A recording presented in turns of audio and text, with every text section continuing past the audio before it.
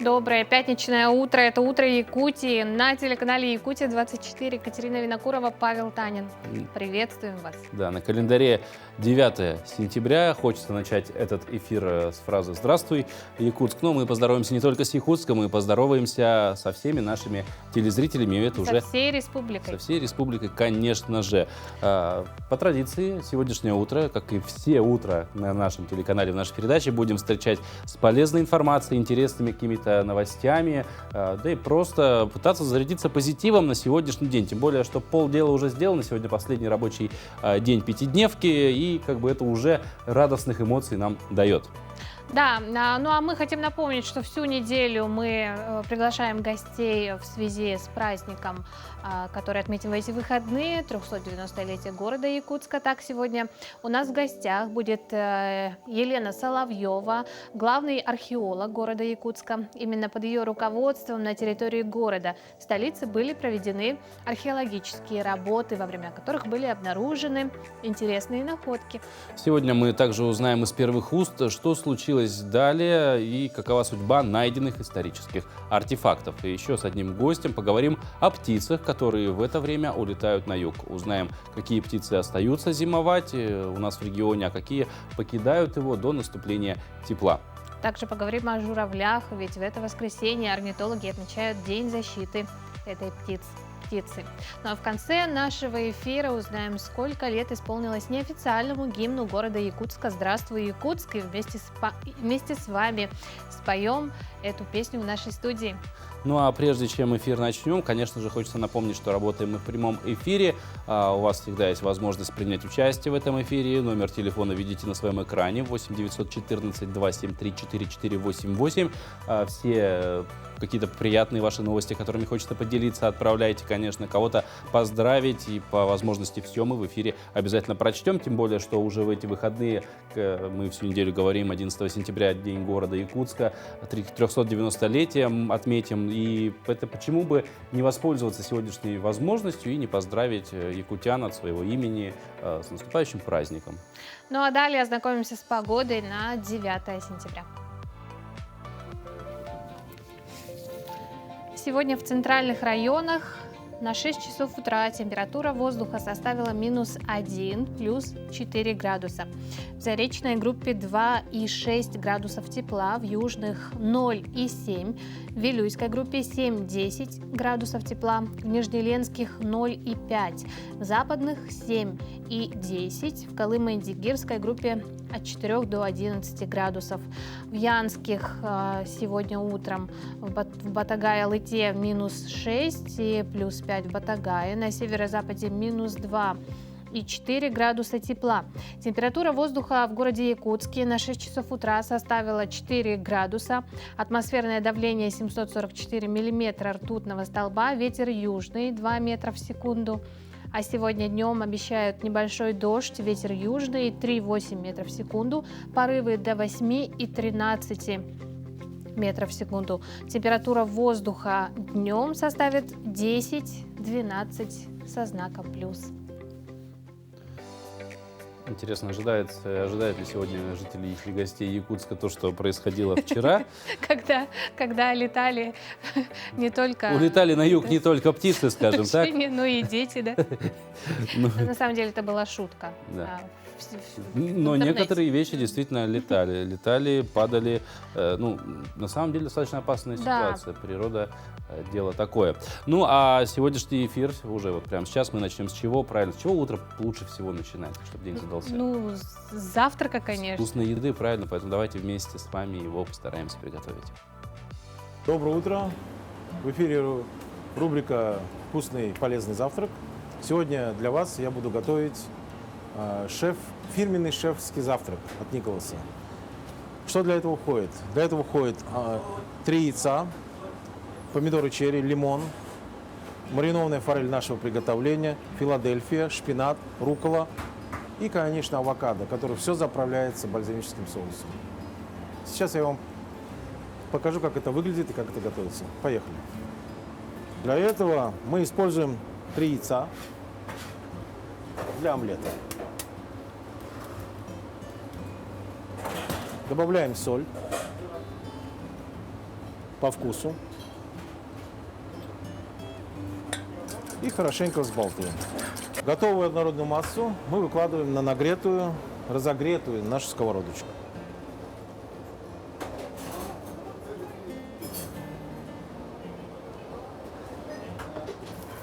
Омлет мы заворачиваем в конверт, чтобы был в конвертном виде.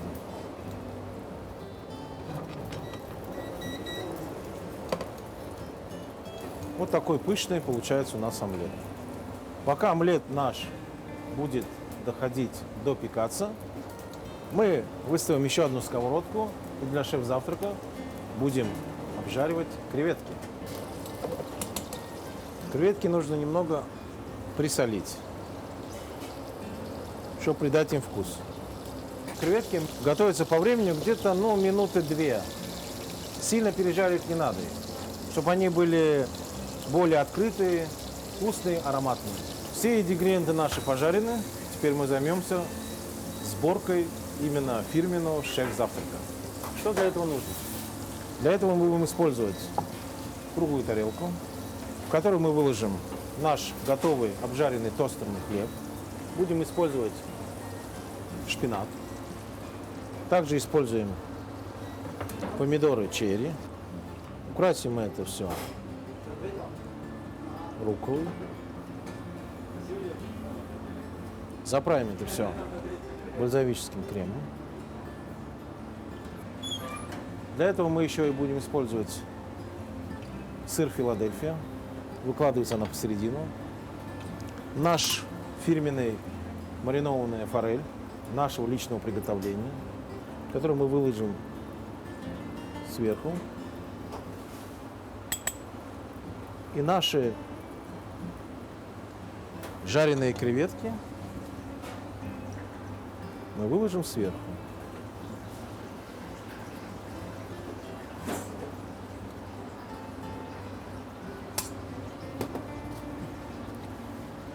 Для этого нам нужно понадобится еще лимон и готовый наш омлет.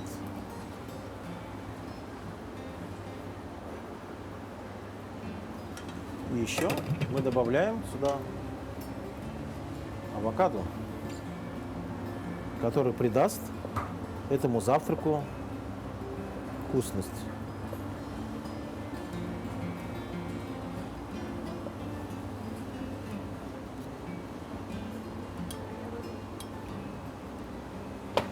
Наш полезный завтрак готов. Всем приятного аппетита!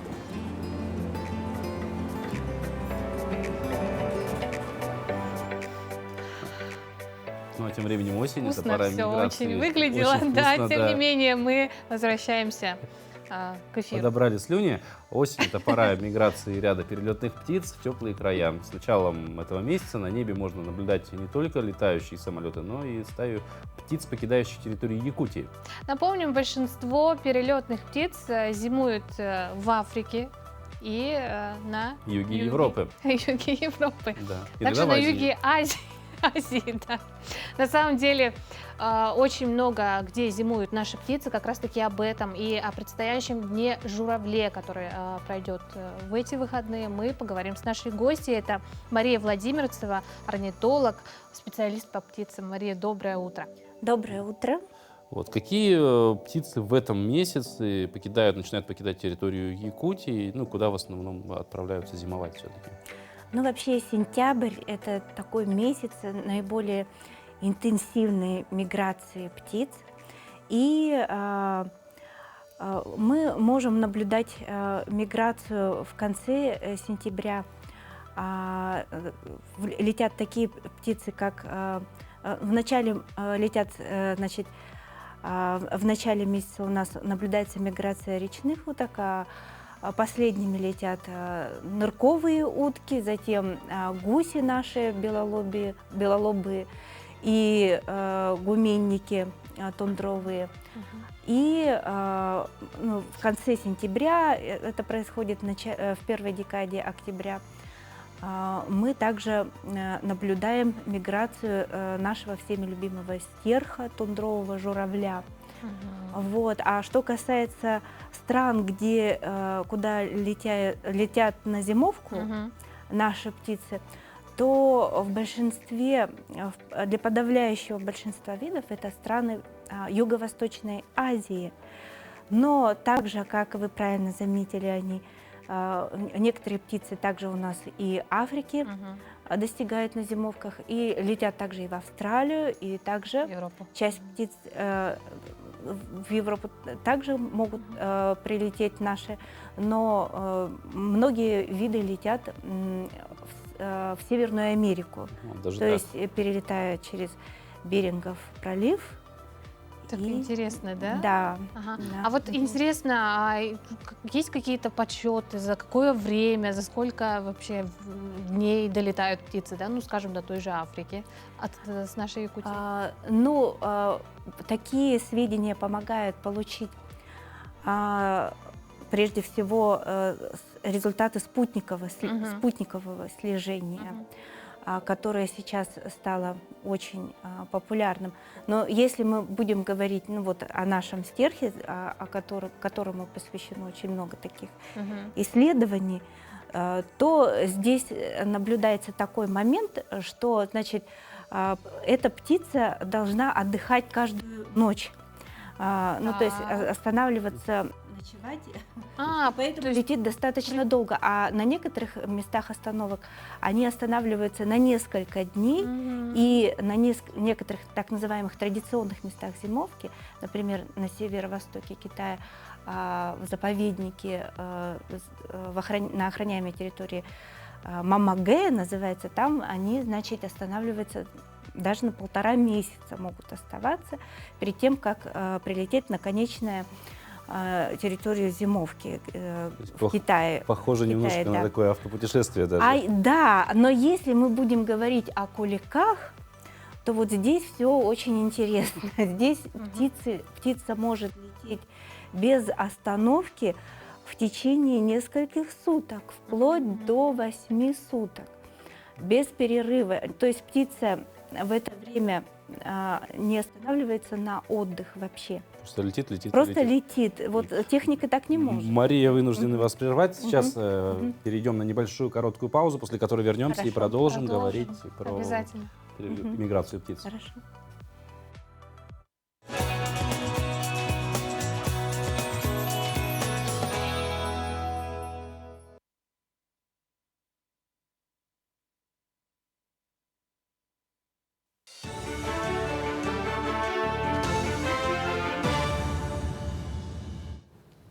Доброе утро, Якутия. Последние новости к этому часу. Граждане Якутска прошли школу грамотного потребления ЖКХ. Одним из трепещущих социальных вопросов для людей являются коммунальные услуги. Где платить за воду, как снимать показатели счетчиков, как часто проводить замену счетчиков водоснабжения. На эти и другие вопросы ответили представители разных организаций, предоставляющие коммунальные услуги. А именно представители водоснабжения, энергосбыта, фонд капремонта, агентство субсидий и управление государственного надзора. Школа грамотного ремонта была проведена в честь 390-летия Якутска. Школа грамотного потребителя, она, конечно, призвана в первую очередь в прямом контакте с жителями республики, и, в частности, в городе Якутске, собственниками жилья, работать напрямую, давать консультации для того, чтобы люди узнали, какие волнуют, получили ответы на волнующие их вопросы, узнали последние новости, и, соответственно, знали бы, куда обращаться, по каким каналам, вот в одном месте. Это удобно, это информативно. Будущих IT-специалистов республики обучают с малых лет. В Якутске 5-й год работает IT-школа «Алтан» в очном и дистанционном форматах. В этом году организация планирует открыть филиалы в Покровске и селе Бердигистяк Горного района. Школа будет работать по 2 направлениям – компьютерный дизайн и разработка программирования. Педагоги пройдут обучение у специалистов и будут обучать детей в своих районах. Как отмечают основатели IT-школы, желающих с каждым годом становится больше. Мы думаем, что развивая нашу школу, обучая детей, мы уже куем кадры для вот нашей страны, для компаний с ранних лет. И, конечно, было бы еще лучше, чтобы когда вот наши дети, когда подрастут, и наши ученики, они создавали бы свои стартапы, свои проекты вот, и становились бы, можно сказать, технологическими предпринимателями. Тем временем коневод-путешественник Дугуйдан Винокуров и его лошади Хонор и Хаастах вернулись в Якутию после долгого путешествия, которое продлилось почти 1,5 года. По словам Дугуйдана, лошади нормально перенесли длительный перелет и хорошо себя чувствуют. В Якутске лошади будут пастись на территории Усть-Хатын, а через 2 недели их повезут на машине в родной Аймиконский район, откуда и был дан старт конному походу до Москвы. Напомним, Дугуйдан Винокуров начал свое большое путешествие на якутских лошадях в марте 2021 года. В июле этого года он успешно доехал до столицы страны и принял участие в большом эсэхе, посвященном столетию образования республики.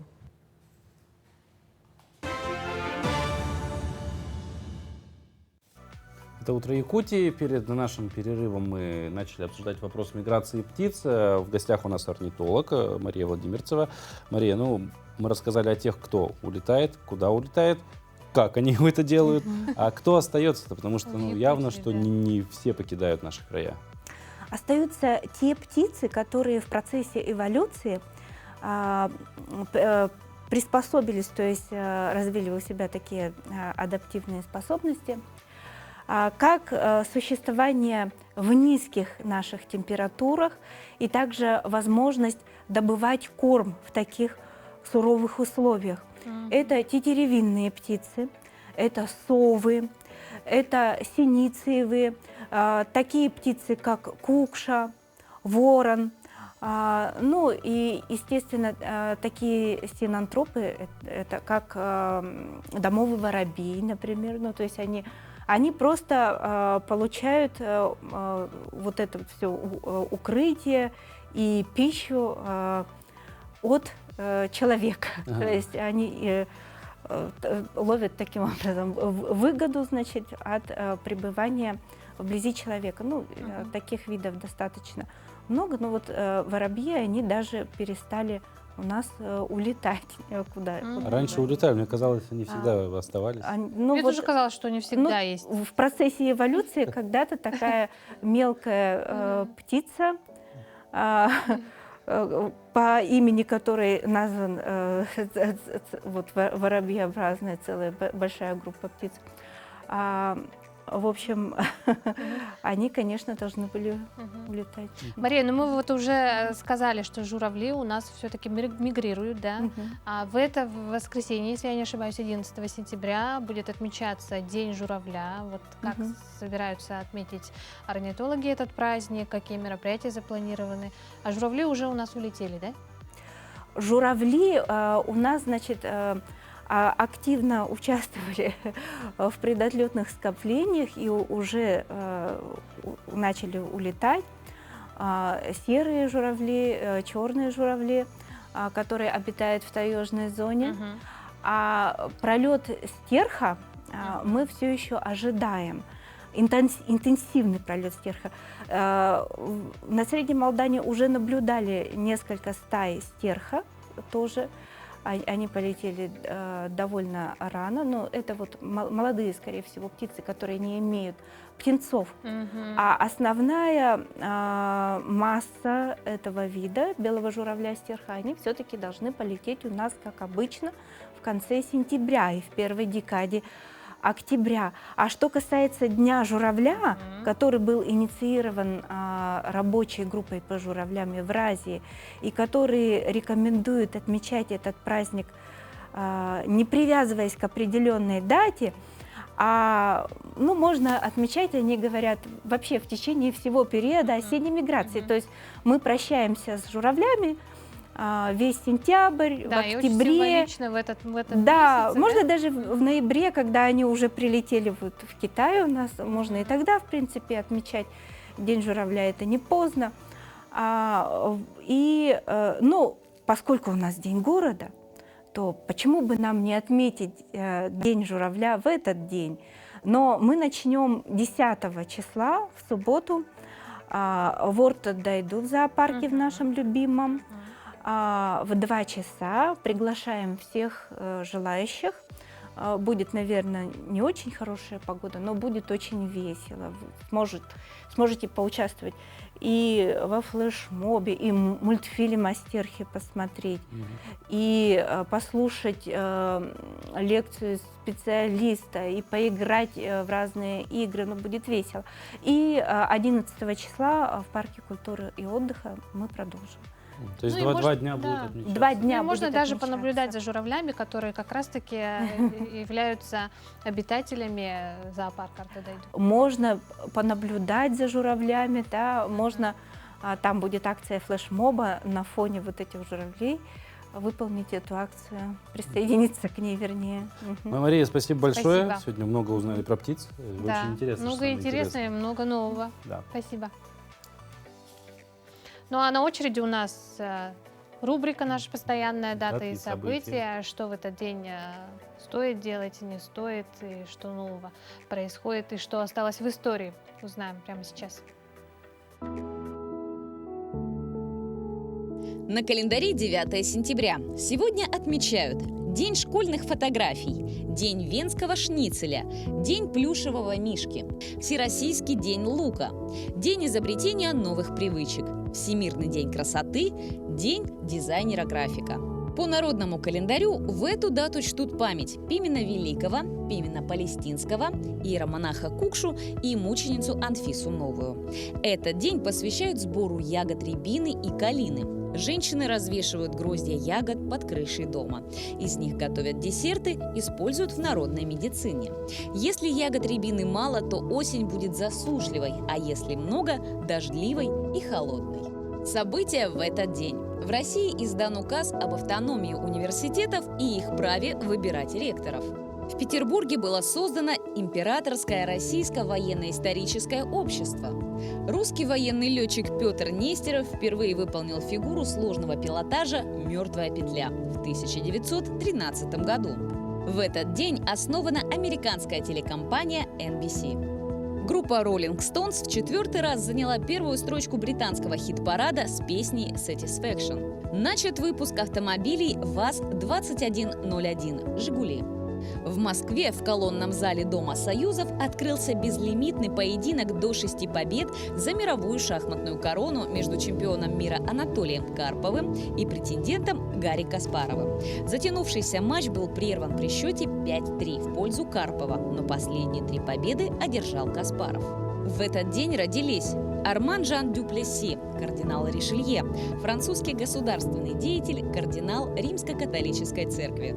Фредерик Чапман, шведский кораблестроитель, теоретик кораблестроения. Луиджи Гальвани, итальянский физик и физиолог, один из основоположников учения об электричестве. Лев Толстой родился в 1828 году. Русский писатель, публицист, граф, классик мировой литературы. Борис Захадер, советский поэт, переводчик, детский писатель. Надежда Румянцева, советская и российская актриса театра и кино, народная артистка РСФСР. Британский актер Хью Грант. Именины в этот день отмечают Ян, Степан, Сава, Михаил, Иван, Дмитрий, Вальдемар, Владимир, Александр, Анфиса.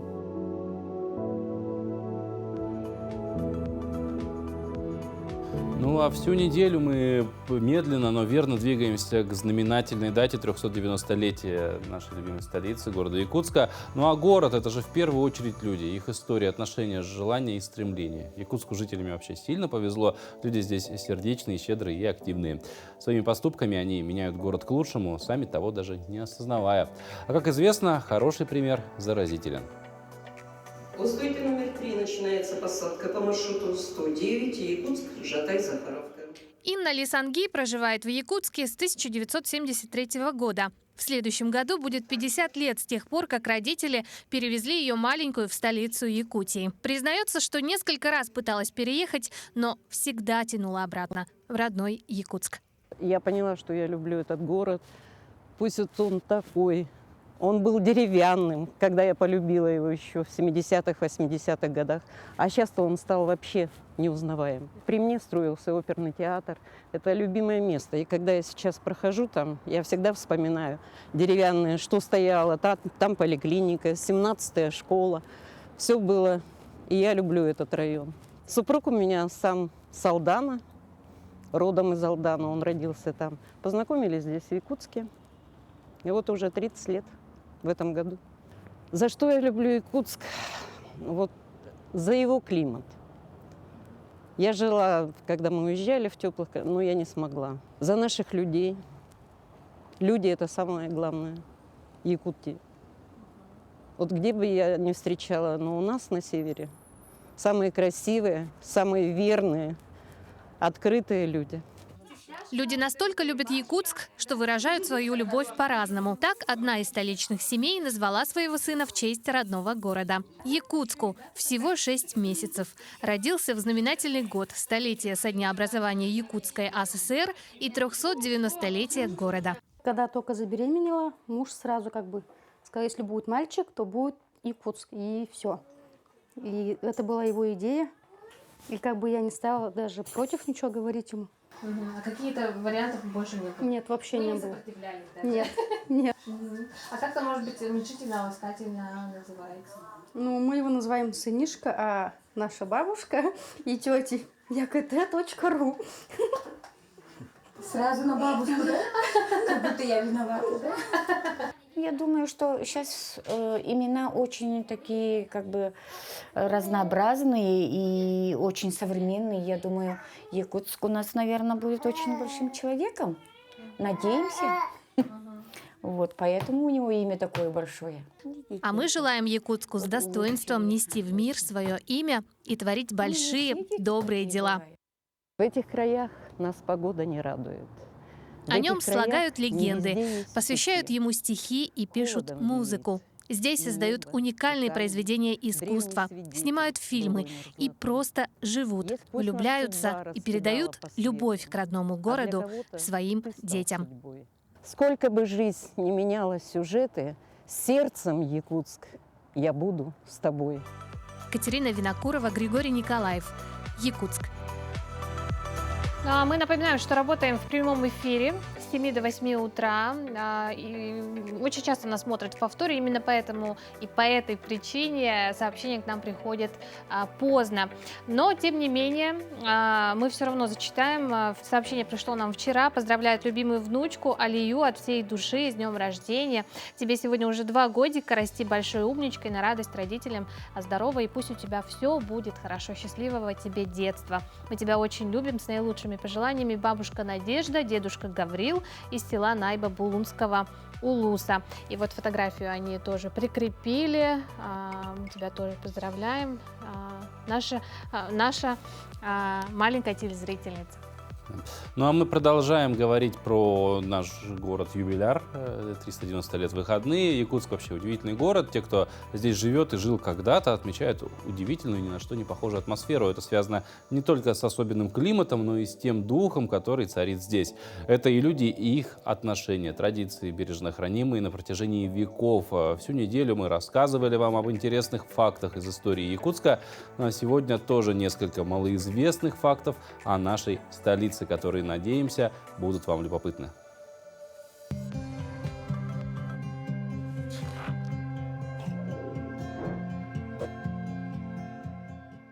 Каждый третий житель Якутии проживает в ее столице. На территории Якутска находится 12 населенных пунктов. Годовая амплитуда температуры Якутска одна из наибольших на планете. Она примерно равна годовой амплитуде полюсов холода Аймикона и Верхоянска и превышает 100 градусов по Цельсию. Город стоит на ледяном щите, на вечной мерзлоте, толщина которой составляет примерно 250 метров. На территории городского округа расположены 175 водных объектов. Городской канал – важная водная артерия из цепи озер, проток, ручьев, который проходит через весь Якутск и пересекает 17 улиц. Якутск старше Норильска на 302 года, Новосибирска на 261, Владивостока на 228, Екатеринбурга на 91, Омска на 84, Санкт-Петербурга на 71 и Иркутска на 29 лет.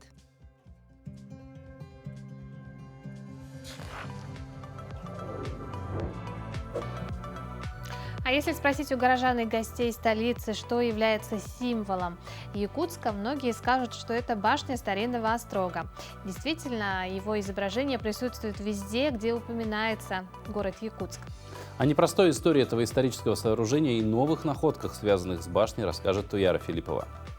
Вот она, наша восточная надвратная башня. Вот она.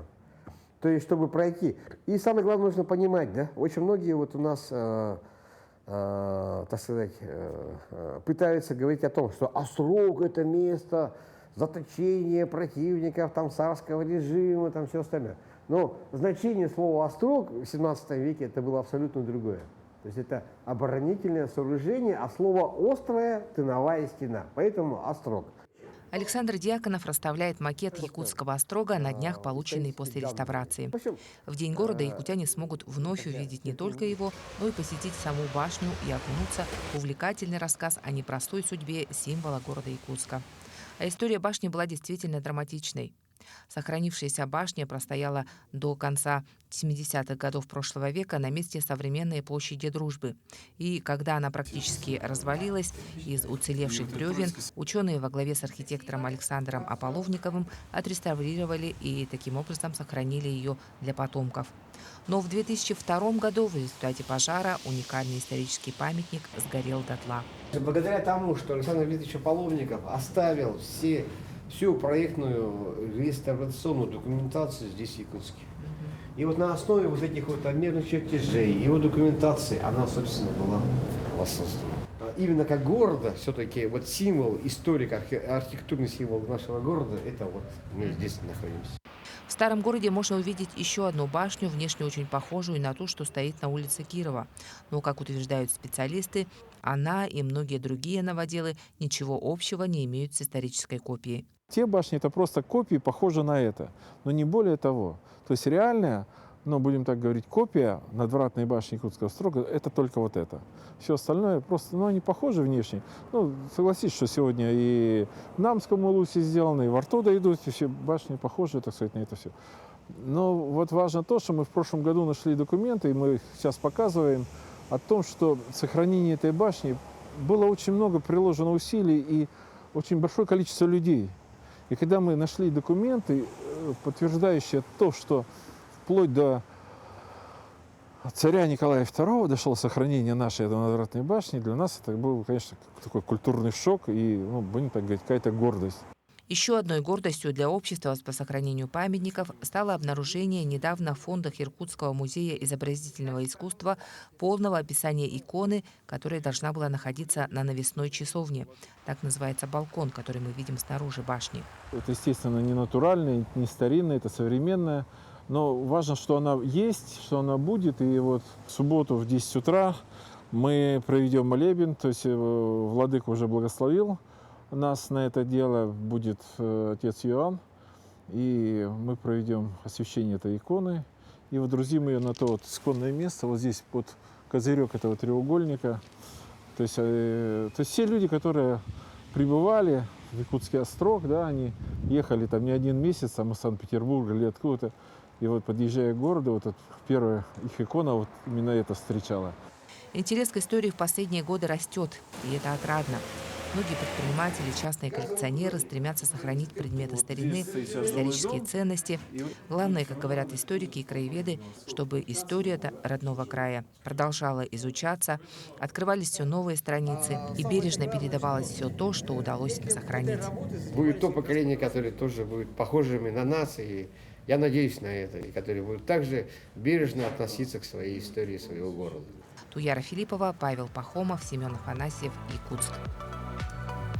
Мы продолжаем наш праздничный эфир, посвященный нашему любимому городу Якутску. Сегодня у нас в гостях археолог, научный сотрудник Музея арктической археологии имени Федосеевой, Арктического научно-исследовательского центра Республики Елена Соловьева. Елена Николаевна, с праздником! Здравствуйте! Спасибо, и вас также. С наступающим! Поговорим, конечно, про работу на территории Якутска в первую очередь, потому что, я так понимаю, в земле скрыто еще много чего интересного, что, помимо того, что уже найдено. Вообще, сколько за последние 5 лет уникальных археологических работ на территории Якутска было проведено? На самом деле не так много, как хотелось бы. Но, тем не менее, вот если учесть, что история изучения города Якутска, территории города Якутска началась примерно 100 лет назад, даже чуть более, да, и за это время на территории города обнаружено около 300 археологических памятников разновременных, от эпохи Верхнего палеолита и до нового времени. В последние 5 лет, можно сказать, ну, какой-то новый этап, что ли, в изучении именно в археологическом изучении города наступает, потому что в последние годы впервые ведутся площадные раскопки тех археологических объектов, которые связаны непосредственно с историей Якутска как города, который, ну, как мы знаем, сегодня отмечает славный 390-летний юбилей. Вот.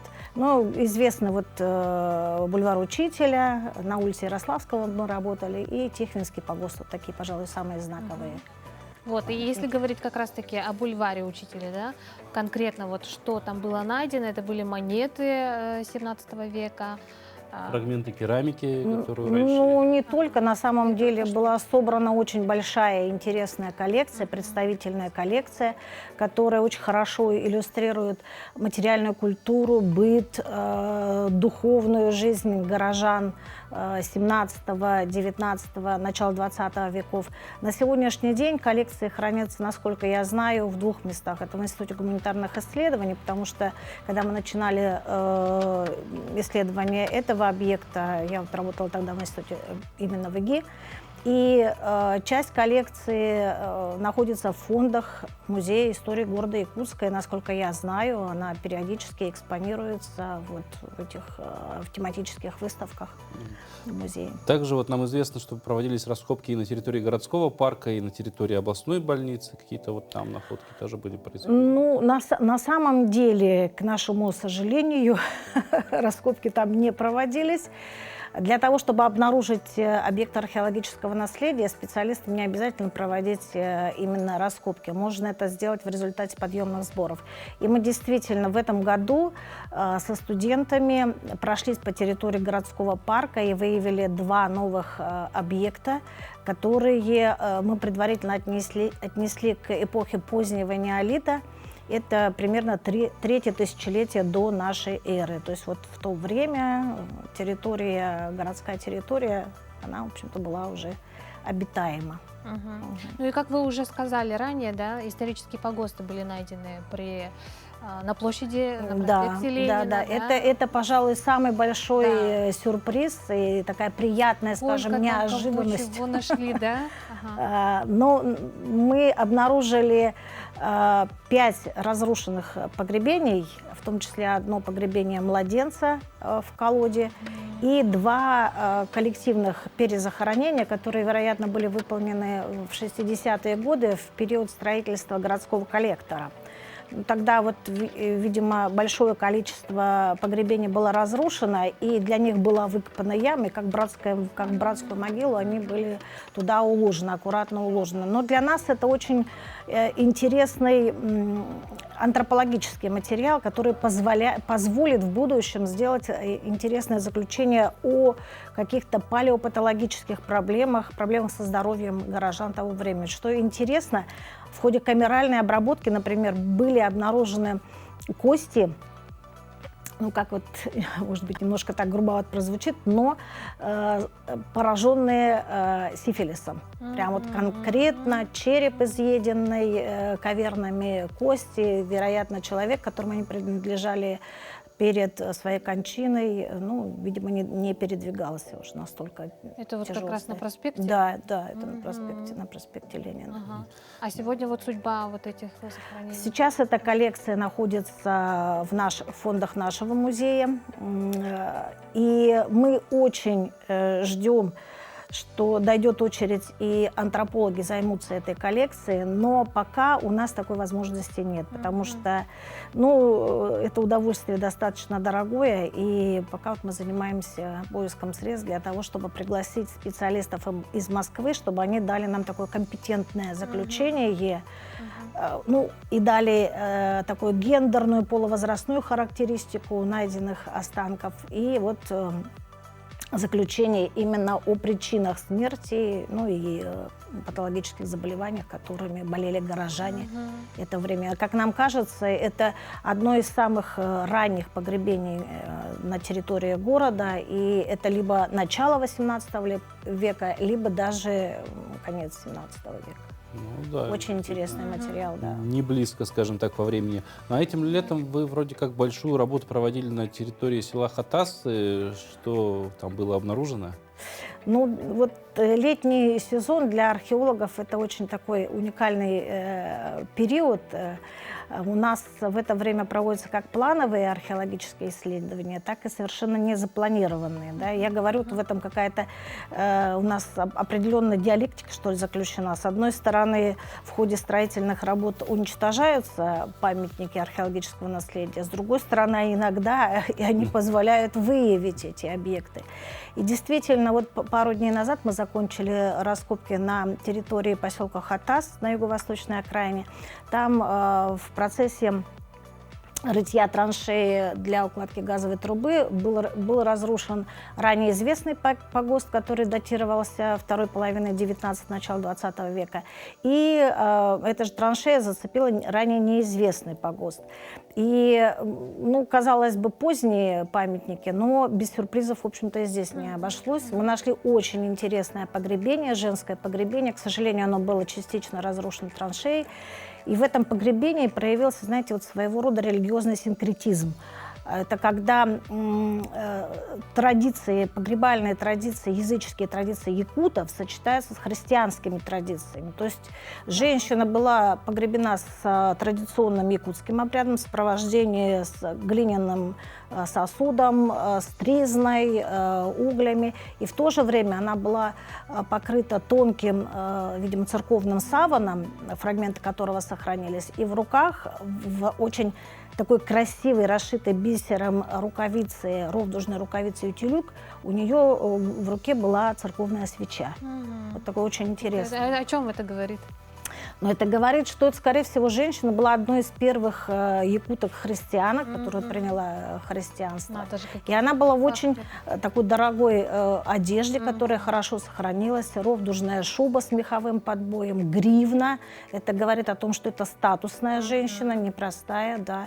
И очень красивые, вот я говорю, рукавицы были у нее расшиты бисером, с бронзовыми пронизками, с подвесами. Ну, и мы взяли это погребение монолитом, то есть мы его вырезали из грунта и надеемся на дальнейшее изучение в камеральных условиях. Я думаю, что еще это нам еще немало сюрпризов преподнесет, это погребение. И датируется оно 18 веком, что позволило удревнить вот, период существования, функционирования этого погоста. Такой интересный момент, да.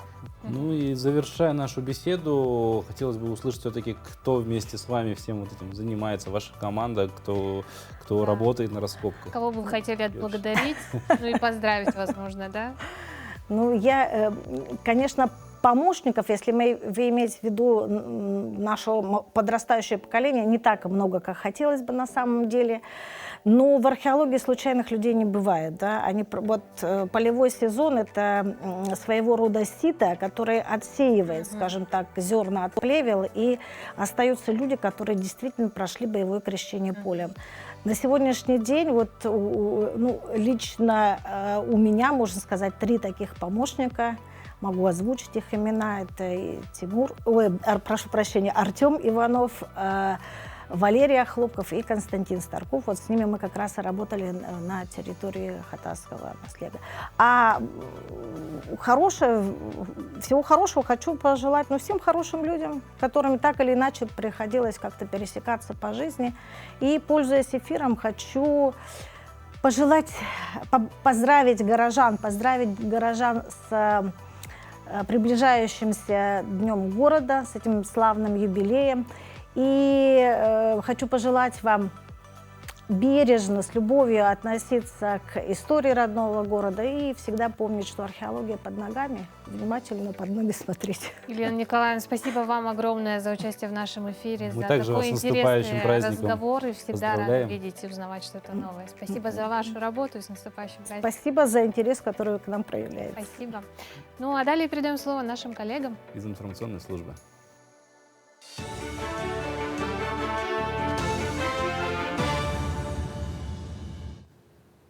Доброе утро, Якутия. Мы продолжаем освещать самые заметные события. В селе Абага Амгинского района идет строительство нового здания врачебной амбулатории. Строительство больницы является одним из наболевших вопросов жителей села. Так, в 2009 году старое здание было признано аварийным и снесено. С тех пор медики села вынуждены были работать в приспособленном здании интерната. И вот недавно в рамках региональной программы модернизации первичного звена здравоохранения РФ началось строительство нового здания врачебной амбулатории. В данное время бригада строителей закончила каркас здания, укрепляют стены сэндвич-панелями. На сегодняшний день у нас выполнено строительство на 40%, то есть стоит каркас, ожидается дополнительный приход материалов, после чего где-то в октябре будет уже введено здание. Здание будет мощностью на 15 посещений. Саха Универсал ООО выиграла тендер, аукцион, поэтому она занимается строительством врачебной амбулатории. И стоимость врачебной амбулатории у нас было выделено 10 миллионов, из которых освоено через аукцион 8,5 миллионов. В столице республики в торжественной обстановке открыли теплые автобусные остановки. В честь юбилейной даты со дня основания Якутска на окружном шоссе и в селе Пригородное ввели 2 теплые остановки. При поддержке главы республики Айсена Николаева уже второй год идет работа о модернизации системы общественного транспорта. За это время открыли 30 новых теплых остановок, а в ближайшие 5 лет планируется ввести еще 70 таких объектов. В ближайший год запланировано начало большой работы по модернизации, перезагрузке всей системы общественного транспорта. Это новые автобусные маршруты, продолжится работа по закупке нового подвижного состава общественного транспорта, а также будем такими же темпами продолжать строить общественные теплые остановки для того, чтобы наше население могло в зимние холодные месяцы в теплых остановках ожидать своего автобуса. В рамках мероприятий, посвященных празднованию Дня основания Якутска, в Большом зале окружной администрации столицы была презентована первая часть книги «История города Якутска. Год за годом, день за днем». Издание состоит из летописей Якутска со дня основания до 1990 года, когда была принята Декларация о государственном суверенитете Якутской Советской Социалистической Республики Саха. В книге впервые использованы материалы из фондов городского архива, ранее не опубликованные и неизвестные широкому кругу читателей. По словам авторов, в книге отображены не только глобальные события и исторические личности, но и собрано множество ранее неизданных фактов, которые обогащают историю Якутска и республики. К этому часу это все новости. Хорошего дня!